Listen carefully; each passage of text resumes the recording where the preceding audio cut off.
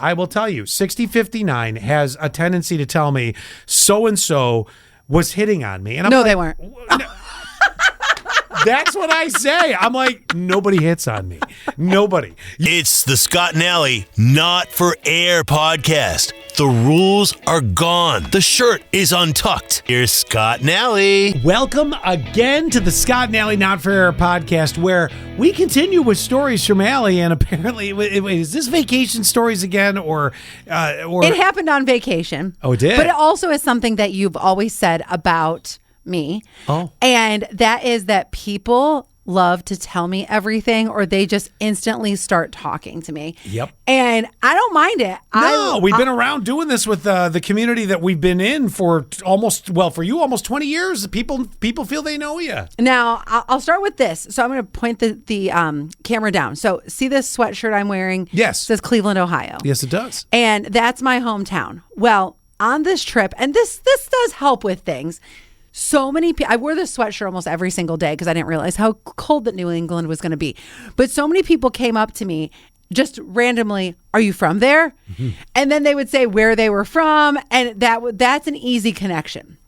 But let's go to Portland, Maine, where me and my girlfriends were looking through all the shop windows and deciding which shops we're going to go into. There's one called Adam and Eve. Do you know what Adam and Eve is, Scott? Isn't that a lingerie store? Lingerie, toys. Okay, yeah.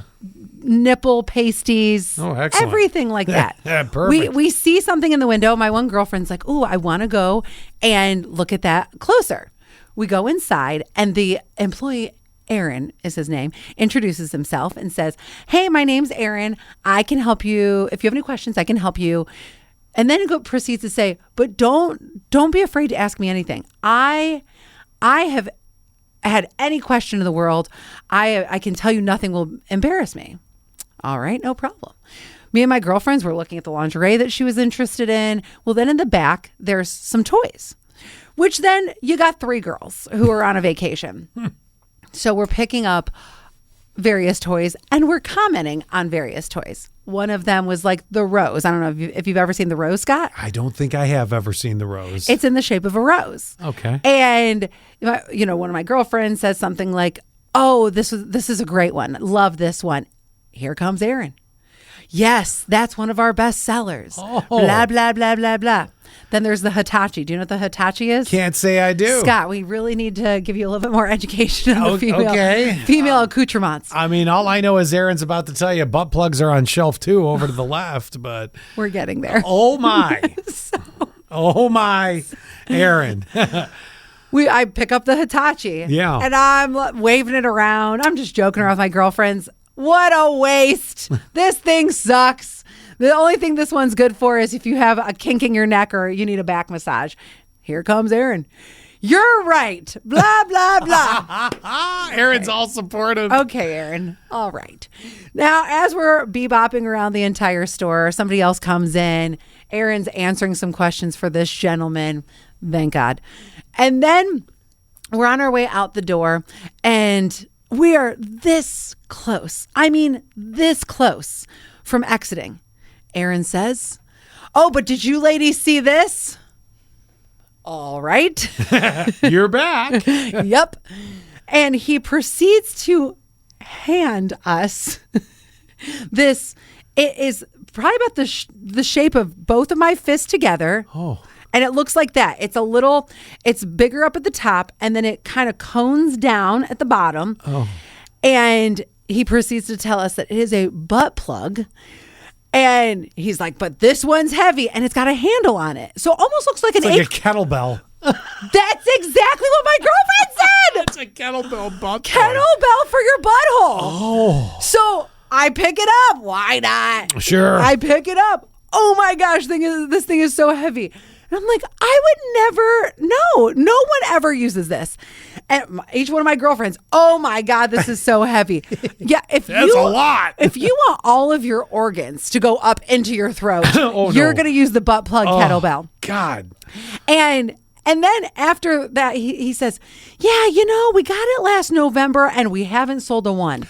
I wonder why. Well, the 5-pound kettlebell's a bit much. In my rectum? Yeah, damn near killed him.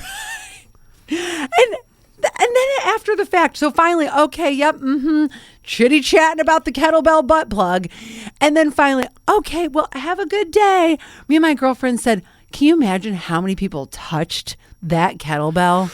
Yeah, there's got to be some sanitizing prior to Aaron somebody purchasing this. Yes.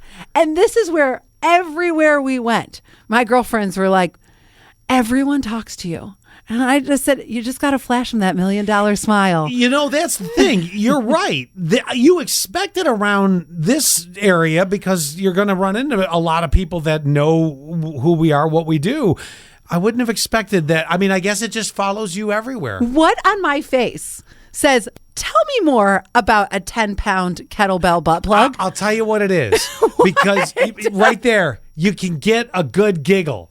And okay. There's something about it where it's inviting enough that your giggle says, tell me about your 10-pound butt plug. Oh my That's God. what it is. Because I can't see scot-free going into an Adam and Eve and Aaron just approaching you and say, Mr. Fister? Yeah, let me show you this butt plug. Yeah, no, that's that's what it is. I think that, so you're different in a lot of aspects to other women. Oh, yeah? And I wasn't going to say you can actually take a 10-pound butt plug. That's not the difference. That's not what I was getting at. No. Not for me, scot-free. There's a lot of times, and something in the training of the DNA of many women, not all, because you get some unique standouts. And I can think of a few, and I'm not going to mention any others except you in the context of following this conversation because I don't want it misconstrued of, oh, you mentioned this person right after a butt plug. But Okay. but you, I mean, you took us here. Yes. So a lot of times women have a mental approach of, I'm not going to be the first outgoing one in the room. I'm going to sort of be a little bit more reserved in the background. Some people, you shouldn't judge like this, but a lot of times people will judge and say, oh, she looks kind of bitchy, I don't want to approach her, or, she's real quiet or reserved. You are anything but quiet and reserved. So when you come through a door, and we've said this about me too, there's not a lot. I mean, in certain settings I am, but in a lot of settings I'm like, poof, doors blew open, here I am. That makes me think then, Aaron would approach you. Because you are going to, I could see. If it was me with you walking through, said store to, gaze upon the 10-pound butt plug kettlebell, I think that the two of us together, we're just silly. Yes. And we lose all inhibitions and fear. We will joke about anything. We'll talk about anything. But, if I'm in a more reserved, if it's just 60-59 in myself, I'm going to be more reserved. I'm not walking in like, oh, you hey, are. Look at that. I think I don't want to get too much on this, but I think you are a little bit more reserved with your girlfriend in that situation. But that's why I always say, and you might not believe me, you might not believe the same way I do. Your significant other is not your frickin' best friend. Yes, I think that they are up there, but the way I talk to the two girlfriends I was on a trip with, the way I talk to Timmy, who has been my best friend like almost my whole life, I talk differently with them than I did with any significant other. Yeah. Yes. And that's where, yes, they know me so well and much more intimately. And I don't mean just intimately, but I mean like the everyday ins and outs. And don't get me wrong, me and significant others have joked around and have been like so silly, whatever. But I even think of something that happened today during the show. And I thought about this. I got dog poop on my shoe. Yes. And Scott came up with a solution during the show. Of course, he doesn't want to smell it in the studio either. But as I was cleaning dog poop off my shoe and I'm, making all of my loud noises in the bathroom, like, oh my God, and I'm swirling my shoe around in the toilet because it's a crock. I thought, no other coworkers, at least maybe in the medical field this could happen, but like in a typical coworker / friend fashion, it would not be so loosey-goosey. And I was not embarrassed by this situation at all. No. And I thought, wow, there really isn't many people that I could be in that situation with and be as free as I was in that moment. And when you mentioned loosey goosey, I couldn't help but think to myself of the 10-pound kettlebell butt plug. I just want to point that out. Do you agree or not agree, by the way? I do. And here's the thing. I want people to understand something. I know a lot of people go, well, your significant other should be your best friend. No. There is a different That was loud. There's a different level. Of course, you are going to have and should have the strongest relationship and can tell anything to your significant other. And yes, you can be silly with your significant other. You can do all those different things. There is just a difference, a level, and it's not even a level of let loose. You almost have to have the balance of it's okay. Like, and here's the thing. 6059 could easily keep up with us on many levels and have a lot of laughs. But walking into a store like that, and I'll use the Adam and Eve example of it, is I'm thinking in my head, I don't want to give an impression to Aaron, the worker there, that I'm so full of kink with my significant other that the minute I walk out the door, they're like, that deviant bastard. Why not, though? Because apparently, according to Aaron, he has been asked every question and he knows all the answers. But has he been asked by couples together, or does he get asked when the group of girls walk in? I bet you it's both. If maybe. you work in a sex shop, I bet you've been asked everything. And I wonder if he ever gets asked to go home. Now, here's why I say this. You want to take me home and show me? Hear me out. Is that what you're thinking? Hear me out. When I worked at a winery especially, people asked for me to hang out with them. Let's continue the party. We were in an Uber. We were talking to the Uber driver, and she said that many people have asked her to hang out with her while she's Ubering them around. When we've been doing events, people have said to us, let's keep hanging out. Yeah. I wonder if he gets asked to hang out, or because you're opening very up unique a door. small group, I think would. I think if you're looking at mass population and you segment it down, there's a 1% that's daring enough to go ahead and say, "Hey, want to hang out or want to, want to show me how that Hitachi works." Exactly. Yeah. I think there's the 1%ers. Okay, but that's it. That's the now. It's different. Like you said, the Uber or like the old limo drivers that used to, that for some reason, I don't know why that's like, I think you just want to share the party. You want to share the experience. Fun like times. if we're having fun, everybody should have fun. And that makes sense. Yes. Okay. Here's my other story. Oh. So this is a text message. I'm going to read this from one of my girlfriends. Before you read that, are we sure we made it clear? And this is not to save me from an argument. Are we sure we made it clear? Sounds like it. No, I just, it's difficult to describe. When you try to describe, your significant other does not have to be your best friend. It's almost, again, categories of it.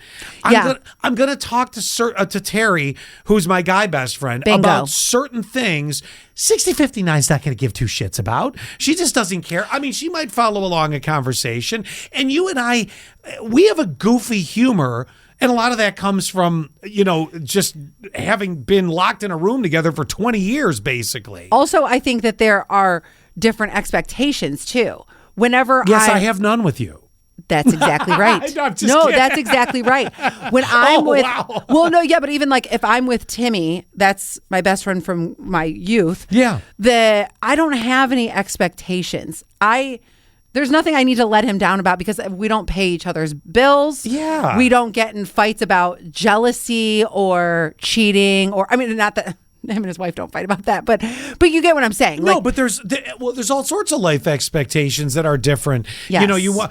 When you're with someone, whether you're a primary income or person or not, or it's equal or it's split or however it is, I think you're always somewhere in the back of your mind looking to care in some way for that person. You're both a protector, a caregiver, a provider, in the relationship setting of that. I'm going to give you a great example of something that happened while we were on vacation where this, of course, is going to be a conversation between a husband and wife, as opposed to if this happened between Timmy and I or you and I. As my girlfriend was with me, back at home is her husband and 3 children. And a neighbor dropped off Crumbl cookies to their house. Ooh. And my girlfriend said to her husband, "Why did so-and-so neighbor drop off these cookies?" Because Like, she hasn't dropped those off when I've been home. Yeah. Why is she dropping them off when I'm not home? Fine question. Exactly. Those are the things. Those are the situations, the scenarios, the expectations, the conversations that set you apart. Now I want to know the answer. Why did she? Oh, I can't even remember. It was something like, oh, we saw each other earlier at like some school event or whatever. And I don't remember exactly how the conversation played out, but he did have an answer. But I still don't like it. Now, it's not his fault. Not his fault at all. But yeah, hey, you hussy. Yeah. Get your Crumbl cookies the F out of here. Wait till the wife's car's back in the driveway, then bring a plate. That's right. And that's sort of a situation. That's right. Don't be doing something nice for my husband while I'm out of town. Yeah. Screw off. Mm-hmm. I don't like that either. Girl. No, I'm with you. That's just weird because, like, okay, if 6059's out of town for a couple days, and she's gone to concerts with the Crown Jewels, I will certainly say, hey, Terry, you want to come over? You want to hang out a little bit? Yeah. I'd even go as far as you would be like, hey, I'm going to the gym. I'm going to be passing by your house. Oh, cool. Swing in for a minute. I just made brisket. Ribs, whatever the case. It's always meat. You're always smoking meat. As bad as this sounds, I'm always trying to give you meat. I know. The fuck is that? Anyway, so, but if it was, okay, I don't know your neighbors. Let's say it was your neighbor 3 houses down and she had heard on our show that Tiffany was at the Jonas Brothers concert, and then all of a sudden, and dropped off a tuna casserole. Yes. And I would say, well, thank God you're... get your tuna mother blanket casserole out of here. And I would also say she's 87 if she's making a tuna casserole. This reminds me of another story. Oh, I can't wait to tell you this story. So I one time had an ex. Now, and this is where I think this is the differences. I'm getting so excited. This is the differences. Oh, by the way, the other mistake he made. Hold that thought. Yes. The other mistake he made was she had to question him about the cookies, it sounds like. If he would have come forward right away and been like, Amber dropped off a plate of Crumbl cookies today. Isn't that weird? It's weird still, but I feel if she had to question him, and I don't know. No, I'm saying his response should be to my friend. Isn't that weird? Yeah, isn't that weird? Yeah. Or he should have been forefront and given the story up front to eliminate any questions. In other words, hey, I jumped Amber's car in the in the parking lot of the school. I'm sorry, I couldn't help it. That was but good. if that was the case, where he's like, yeah, she had a dead battery. I jumped the battery. Then that's fine. And she brought the cookies. If totally cool. If he would have told that story to her, if she saw on the Blink camera, Bish is showing up with a platter, and all of a sudden she's in the house. Oh no, and here's the one thing. I don't like that. He should have come forefront. Now, I don't like it either. I don't like Amber. But here's the one thing I will say: I love her husband so much, and I found something out about him in a second that I'm going to tell you. But I love her husband so much. Sometimes, and I think you can relate to this, I think sometimes guys are dumb. Oh, I was just going to say, we have dumb moments. We do. Like, cookies, okay. No, you're right. You're right. And you're like, I don't know. I just ate them. And you're right. And 98% of that. Well, listen, I will tell you, 6059 has a tendency to tell me so-and-so was hitting on me. And I'm they weren't. That's what I say. I'm like, nobody hits on me. Nobody. You have this so completely wrong. Right. I am the most least hit on person from the opposite sex ever in my life. And I'm not saying from the opposite sex, leaving the door open to say, but the same sex really comes to my asshole a lot. Well, I feel the same way because first of all, I have this George Washington dry shampoo still in my hair.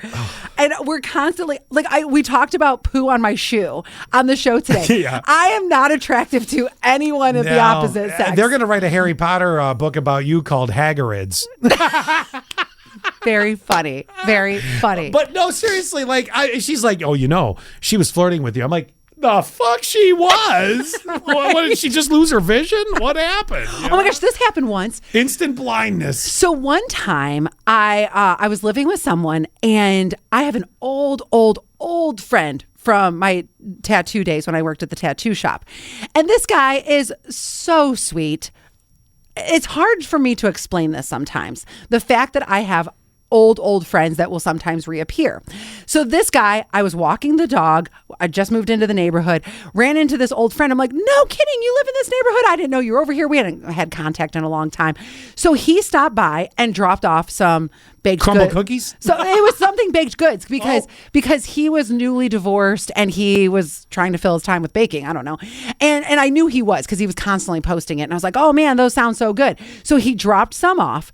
All of a sudden, my significant other at the time comes through the back door. He's never been through the back door. I was like, what? Did he use a 5-pound kettlebell butt plug to get through the back door? I think he thought he was going to catch me in something, but it was nothing. It was just like an old friend. Yeah. It is hard to explain sometimes that I just have an old friend who's just so sweet that I'm not attracted to whatsoever, and he's not attratted to me. Because like I said, no one's attracted to me. Yes, continuing our point of no one's attracted to either of us. Yes. But if they've never met the person, I could see where. And that's what it was. That's what it was. They saw a stranger car. Uh-huh. Whose blue sports car is in my... It's going to be General Hospital, and he's going to walk through the back door and hear you moaning from the top of the stairs in the bedroom and catch you. Like, how often does that really happen? The funny thing is, when he walked in, we were on the opposite sides of the room. Sure. It was the farthest that two people could be away from each other. And it was like, hey, thanks for the muffins. Yeah. Appreciate it. Golly. You know, whatever. I know. Oh, you were going to tell me the other story. Your mind starts to wander, you know? No, of course. Okay, do you want the text story? Well, I don't know. I interrupted you on a story. You were like, oh, I got a story. Oh, okay. So when it comes to relationships, expectations, things like that, this is another story that happened. That this is where it can get a little funky. And I'm not saying that I'm always the exception to the rule, but I sometimes feel like I am. Like if I bought you something, Scott, like Star Trek socks or a Buffalo Bills ski cap, your significant other would probably not think twice about that, right? She wouldn't care. Exactly. But here's one of the things. So one time in a relationship, I was with this person and we were at the grocery store. They'd asked me if I wanted one of those big pickles in a bag. And I'm like, no, I don't. You're like, no, I got a 5-pound kettlebell butt plug at home. I don't need that big pickle. But then, just brought it out of Portland, Maine. But then they said, oh, well, I'm going to grab one for so-and-so who they work with. I'm going to grab one for so-and-so who they work with. And I didn't say anything at the time, but I was fuming inside. Fuming. You better believe I saved that nugget for later. Mm-hmm. And here's why. In a fight, when I'm like, I'm bringing out the arsenal.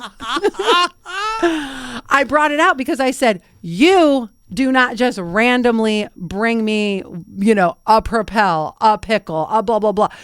The fact that you gave that to another woman, go blank off right now. Because if you bring me a gift here and there, or once a week, twice a month, whatever, then I'm not gonna blink my little eyeballs at you buying something for somebody else. Right. But when you don't do that for me, I see what you're saying. Then I am gonna say you can blank right off with that pickle. Yeah. Yeah. No. Yeah. You're that's right. That's why I started with, if I bought you something, there would never be a question in it. No. I think that you fulfill your relationship duties. I don't know how your house actually really operates. She's still there? Okay, last story. Now I get this as a text message. I am dying. I cleaned out my bedroom when moving it. So one of my girlfriends is painting another room and going to move into a different room, okay, with her husband. So I cleaned out so much my bedroom when I was moving it, including my toys. Oh, we're back to this. We've sandwiched the podcast with this. And beads galore, she said. Beads galore. Yeah, oh my God. The anal kinds, if you will. So here my daughter and I, who by the way, her daughter is much older. My daughter and I, graduated high school and everything, took a trip to the dumpster where the one bag, a construction bag, was so heavy. So what did I do? I dragged it towards the pit. Then I hear my daughter say, Mom. Oh no. And look back. And stuff is just spilling out of the bag, including my toys. that I was throwing away, and my beads galore. So she left a crumb trail of dildos. Yes. Oh my God. Actually, I'd have gotten in my car and just left. I'd have dropped the bag where it was and gotten out. That'd be it. I'd be gone. I'd have been gone. Wait, it gets better. It gets better. So then the man was standing right there trying to contain the situation while also trying to grab the most obvious items. Yeah. He comes over. Sorry, I'm starting to wheeze. He comes over with a big broom. And says, "Ma'am, don't use your hands, ma'am." And she said, I pretended not to hear him because the only thing worse would have been if one of them started to turn on.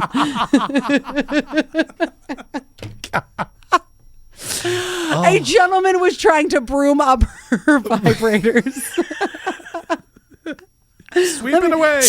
Let me just Sweep it away. Let me just get those. We'll get those out of the path of the next car coming in. Don't want to pop a tire with that ding dong. Oh my God. I'm sweating. But now I have a question. I don't know if I can answer it. Well, you said she was. Oh, wait. Forgot the best part. Oh, no. Literally, some of them were rolling down the ramp. Runaway dildos.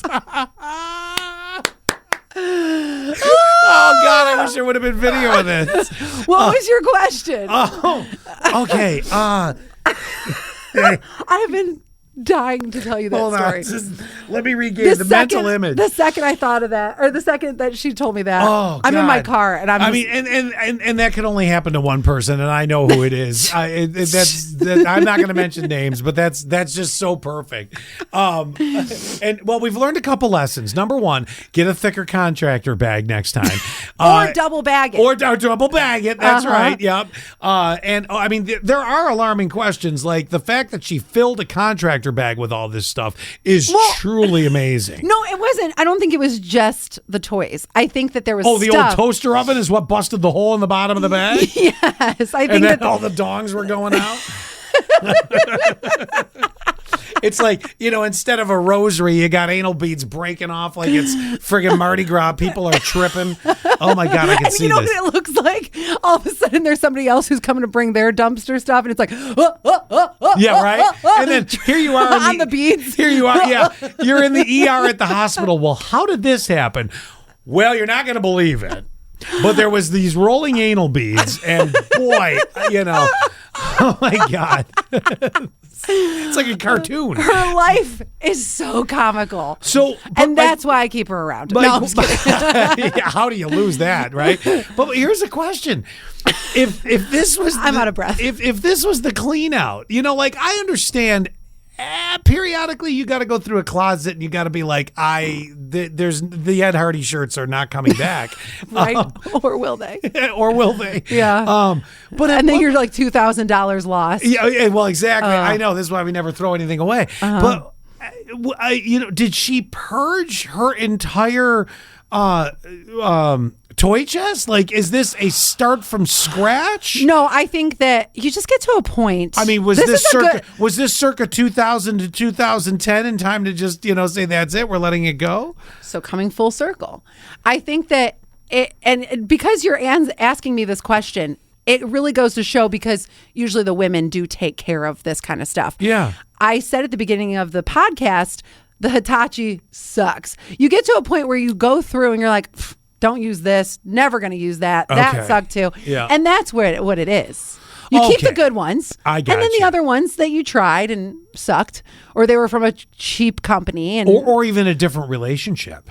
Oh, that's a whole other can of worms. Those got to go too. Those got to go. Yeah. And it sucks too when you have a good one. You're like, rest in peace, my beauty. Do you rush out? Not you, maybe, but would the mindset then be to rush out and say, well, I'm going to go find that again, but it's going to be a fresh out of the box version? Well, kind of. Yeah. The good thing is, like, you get to a point where you know what's good, what's Did not. you notice I use the term fresh out of the box? Yeah. I don't know why. No, that was perfect.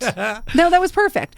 Because you get to a point where you just buy like 3 of the good ones. And yes, you do have to go out and get a new inventory. I understand that. That makes I Same get with that. lingerie, I think too. Maybe you don't feel the same way, but some of the lingerie, there's some memories there. Oh, sure. I mean, I think it makes sense. You know, I mean, Yeah. it's almost. Oh my God, did I ever tell you I knew somebody who got a whole new bed?